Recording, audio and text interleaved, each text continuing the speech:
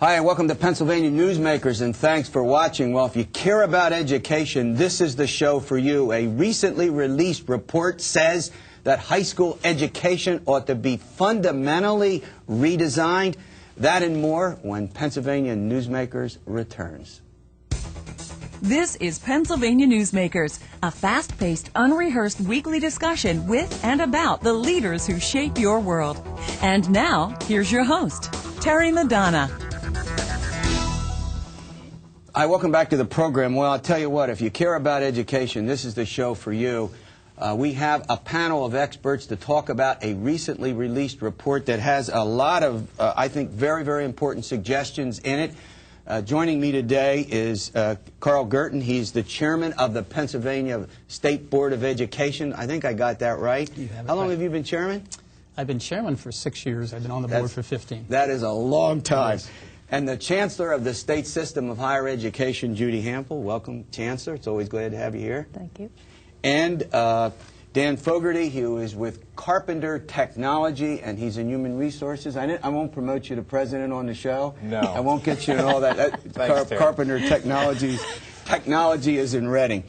All right, let's look. This report, which I have in front of me, we can argue about how many pages. 68 pages in all, some 20-some pages in real content. Let me start with you, Carl. This report was put together by the governor about a year and a half ago, and its recommendations are pretty important for the state. Talk about why the report was necessary in the first place. Well, the commission, which consists of 26 people, was co-chaired by Dan and Judy, and I had the privilege of vice-chairing it. And the governor, in August of 2005, felt that it was time to take a very comprehensive look at particularly the transition period between, and I think the original time frame was looked at like from 9th grade through the second year of Right. post-secondary education. And he thought it was time, and we agree wholeheartedly, to take a comprehensive look at how we define college and career success, Right. how we measure that, what other states, and in fact internationally, what's taking place, and then finally, what are the kinds of things that we need to do in Pennsylvania to make adjustments to bring our students to these measurable benchmarks Right. of success for career in college. Now, Chancellor, we'll get into some of the specific recommendations, but obviously, after your work, you all reached an important conclusion that high school education literally had to be, in the words, I took the quote out of the report, fundamentally redesigned. Talk about some of the problems that you found with high school education. I think one of the major problems, Terry, is the influence of globalization and the fact that Pennsylvania high schools must be preparing students who are ready to live and work in this global society. Just a couple of statistics, and I'm not going to bore you all day with these, but I think that they really help put into perspective for your viewers what's happening to America, not just Pennsylvania, but to American high school education.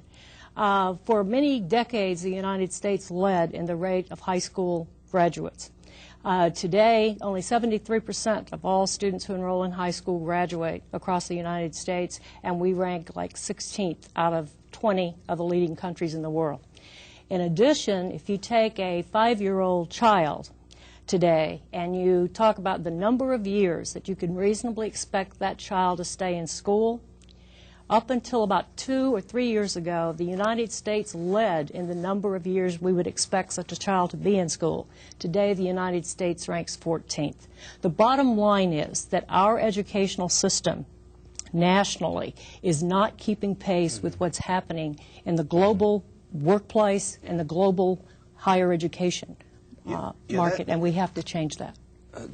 Good points. Dan, that is a perfect segue to you as an employer. And you know, before we started to tape this program, you made, I thought, was a very, very important observation about what we previously expected of high school graduates who might go on to college compared to now what we expect of graduates, you know, who get out. I mean, regardless of whether they're going on to some kind of post-secondary education. Make that point again. I think it's a very, very important point that needs made on camera? Well, I think our experience at Carpenter has been repeated by many other employers here in the Commonwealth. We've been making specialty steels in Reading for over 115 years, but our marketplaces have changed, our competitive environment has changed, and everybody that we hire into Carpenter now has to be a lifelong learner. Right. They have to have a high level of academic preparation, whether they're going to be a metallurgical engineer or an industrial electrician. We need folks that can come in well educated and learn our processes and our products. And that means that young people now coming out of high school need to have the same level of academic preparation, whether they're going on to college or whether they're going into the workforce, or to, when I say college too, I mean not just four-year institutions, but also two-year And programs. that's a huge difference. I mean, we used to talk about, we used to differentiate in high school, in a track, you're going to academic, you're going to vocational, you're going to general, and we actually prepared people in high school very differently. We don't, I mean, is he right about that? I mean, Absolutely. There is a statement that this commission embraced very early on that essentially says college and career success are the same thing. To be college ready or career ready, you have to have the same set of skills and knowledge. And a lot of people really struggle with that as a fact of life. But once you begin to accept that, then you begin to look at what the challenges are for our public education in this country. Now, Chancellor, before we go to break, I want to ask you a question about the same point in terms of, the college preparedness for folks. I mean, you run, a very large academic enterprise, colleges, in all regions of the Commonwealth. In general, are the students as a whole prepared to go to the state system universities as a whole out of the high schools? As a whole, I would say they are. Right. And recognizing that part of what the Commission was trying to address is all the students entering high school, and we lose a huge portion of those students who start who never finish. So of those who actually finish high school, the high school experience, I would say that in large part those students are prepared for college. It is not unusual to find a student who might have a deficiency, who's otherwise a very good student, but might need some additional work in mathematics. Or perhaps they're terrific in math and other areas, but they need some additional English writing. But generally, I think the ones that actually make it to college are prepared. I think we're very focused on all those who are getting lost in that trip through high school. Got it. All right, the report is called the Governor's Commission on College and Career Success in the Commonwealth of Pennsylvania. We'll put that URL up, the website up for you in a moment. We'll be back, another segment of Pennsylvania Newsmakers after these words.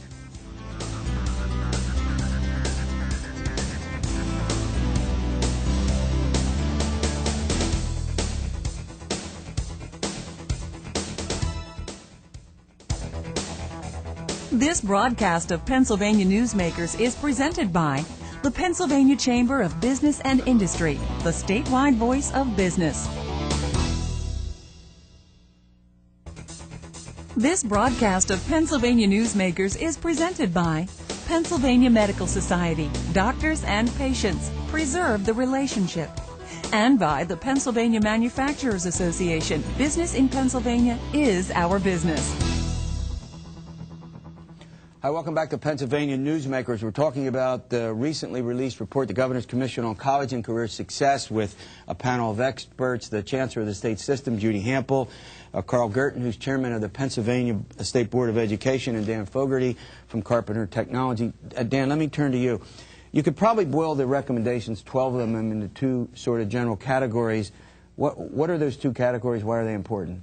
The two categories are, first of all, we start with high expectations. That's the fundamental requirement, is that we have to expect more from our kids before they graduate from high school, and from all kids that graduate, no matter which high schools they come out of. But with that expectations, that's not enough just to set that out there. We also have to give the kids the support to be successful. So the 12 recommendations that the Commission came up with really could focus in those two areas: high expectations supplanted by high support. Okay, let's take up a couple of these. You know, if we don't have to get through them in this program, we'll have you all back and we can talk about these in a later program. Let's talk about, let me turn to you, Carl. Let's talk about the demonstrate proficiency. You know, now we get into this sort of the testing aspect of this that can get controversial, as you know. What is the recommendation and why did you make it on proficiency? The requiring that a student demonstrate proficiency before being awarded a diploma has really been an aspiration of the state for as far back as I go on the State Board of Education into the early 90s. And the reality of the situation is that this is a very, very difficult challenge to offer to the 501 school districts in the Commonwealth. And we have suggested, not suggested, we have required by regulation that schools demonstrate that students are proficient on the PSSA or a locally aligned assessment. The reality of the situation is that we have 180 plus or minus school districts in the Commonwealth that are awarding diplomas to students where 50% of the graduates are not proficient on the PSSA and they're deemed proficient on a local assessment. And we have some serious concern about whether those students are career and college ready, and so that's the reason that this #1 recommendation was put in place. And this recommendation essentially says that you will, to be awarded a diploma in the Commonwealth, be proficient on the 11th, be proficient or advanced on the 11th grade PSSA or a series of assessments that would be content specific. For example, Algebra 1, Geometry, others. It's not, so Chancellor, so it's not just a question of the tests, tests themselves. School districts could set up, in your recommendation, another series of ways to evaluate students? Is that what? Actually, those tests would be designed at the state level, and those tests would be the same test across all 501 school districts. In the development of those tests, representatives of the school districts would be working with PDE and others, perhaps outside consultants as well, in developing those end-of-course exams. But it would no longer be just a local test. We have the your website up for people to get on. We encourage you to do that. But look, you're the real expert on this. You spent, you know, your whole career in learning and higher education. Do these tests really work? I mean, is this what we? I mean, you know, these are pretty controversial, as you know, and I mean, is that about the best we can do? I mean, you spent a year and a half studying this. I'm a huge fan of testing. But we have to make sure that the test is testing the things we want it to, that test has validity, and that we use the test results to help the student. And all of that is a part of what we are recommending in our recommendations to the governor from the task force, that this test be required. Right now, every student in Pennsylvania takes a PSSA. That's right. But it doesn't really matter in any school district, I would argue. I mean, what they do with it is what matters. Right. Now, Erie is the only school district that has in place right now a plan to require this as a graduation requirement before this report ever came out. And that would be happening within 3 years. But they're one of 501 school districts. All right, we're going to continue taking a look at these important recommendations after we pay some bills. We'll see you in a moment. This broadcast of Pennsylvania Newsmakers is presented by the Pennsylvania Credit Union Association, Pennsylvania Credit Unions, where people are worth more than money, and by the Energy Association of Pennsylvania, Pennsylvania's energy information source. This broadcast of Pennsylvania Newsmakers is presented by the State System of Higher Education, 14 state-owned universities. The state system is the largest provider of higher education in Pennsylvania. And by the Hospital and Healthsystem Association of Pennsylvania, working towards a healthy Pennsylvania. Hi, welcome back to the program. We're talking about the Governor's Commission on College and Career Success. This is an important show dealing with success or the failure to produce students out of high school that can go on and have meaningful lives. Carl, let me talk to you about another one of these recommendations that has to do with these students who fall behind. you know, that because they don't meet the academic standards? What's the deal here? Well, this recommendation is a very strong endorsement of the concept that we need early intervention. Our society has embraced preventative medicine for years. This is essentially saying let's get preventative education. And we know it by the 6th grade where students really are beginning to struggle. And I think that rather than try to remediate these students when they get in 10th and 11th and 12th grade, it behooves us to engage these students in some pretty intense remediation at that very critical juncture between 6th and 7th and 8th grade so that we don't have to remediate them later. Is this feasible given the complexities of high school today, given the socioeconomic conditions and many kids requiring special needs? Chancellor was chatting about that on break. Is this really feasible for many schools given the resources that they have? Absolutely. Resources are a constraint in business. Resources are a constraint in education. One of the key is that we've got to get a lot better in our educational system about gathering and using the data. And if we use the data properly, this is very achievable in my view. Chancellor, is this... Go ahead. No, go. One of the things that we believe will happen as a result of this requirement that all students either pass the exams or pass the PSSA to get a high school diploma is that high schools and elementary schools will now put more focus on results of these tests throughout the students' K through 12 experience. Right now, we don't believe there is, or I don't believe there's sufficient incentive for them to spend the time to do that. Now they have to show that the student is making progress, because no one's going to want that student to not pass that exam or that set of tests in the 11th grade to demonstrate their proficiency. Yeah, Carl, look, you're in a sense in charge of this, you know, the system. You're chairman of the state. You get the credit or the blame for everything that goes on. I mean, I want to go back to the question that I asked Dan a moment ago.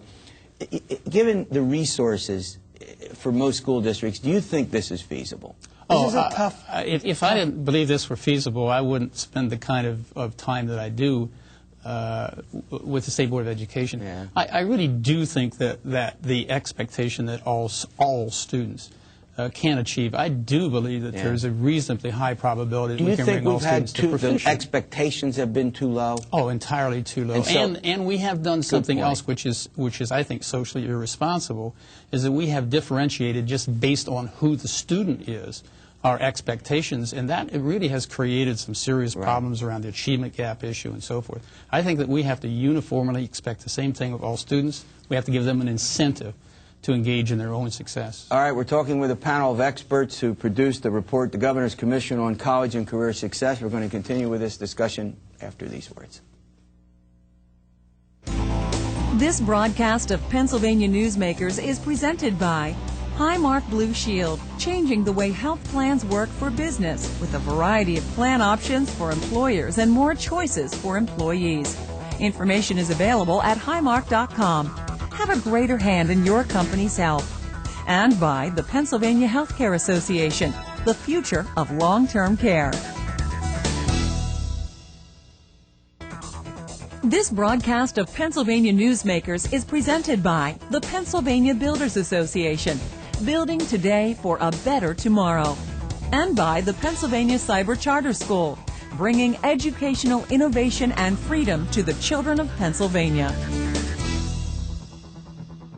Hi, welcome back to the program. We're talking about college and career success in Pennsylvania from the authors, if you will, of a major report that was released a couple of months ago. We're airing it, trying to give you some firsthand information about high school education and what needs to be done to improve it. Chancellor, let me turn to you. How we collect information and what we do with it seems to me to be a vital component of education, of student performance, and that's one of the recommendations. I know that's one near and dear to your heart, so you get to take it from there. Go ahead. Okay, it is near and dear to my heart because the Commission spent a good deal of time comparing Pennsylvania with other states in terms of the data that are collected about student performance and how that data is shared through the educational process of an individual student. And since our Commission is focused on enhancing the individual student's performance, beginning in preschool through high school and then preparing them for college and career success, we believe that data about that student's performance is critical. The problem is that Pennsylvania does not have in place a data collection system. And this is one of the major recommendations in our report. I have a particular interest in it, not only because I believe strongly that as teachers in the K through 12 environment have more information about an individual student's performance, that information is available, they're able to help that student more. I'm also interested in this, and the idea of this system takes it through the college years.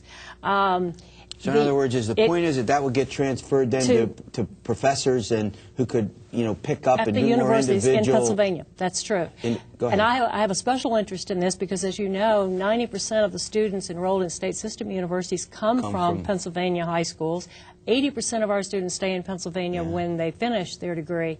So we have a vested interest here in making sure that we have as much information as possible in order to place students appropriately when they arrive. This seems like, maybe I'm stupid, but this seems commonsensical. I mean, am I missing something, Carl? I mean, Dan already suggested that we're resource challenged, and if we're going to allocate these resources in responsible ways, we need hard data to drive where these resources end up, and this can be done given even Pennsylvania's concerns about privacy issues.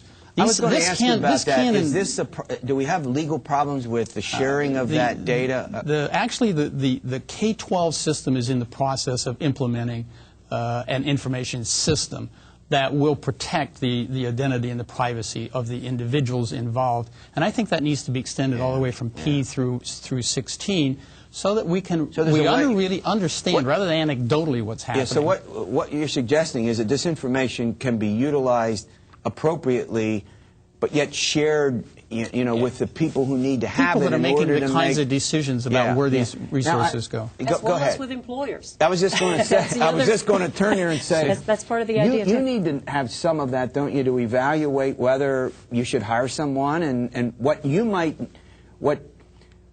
assistance you might give to a new employee to help them make the transition, which obviously is something very important to you.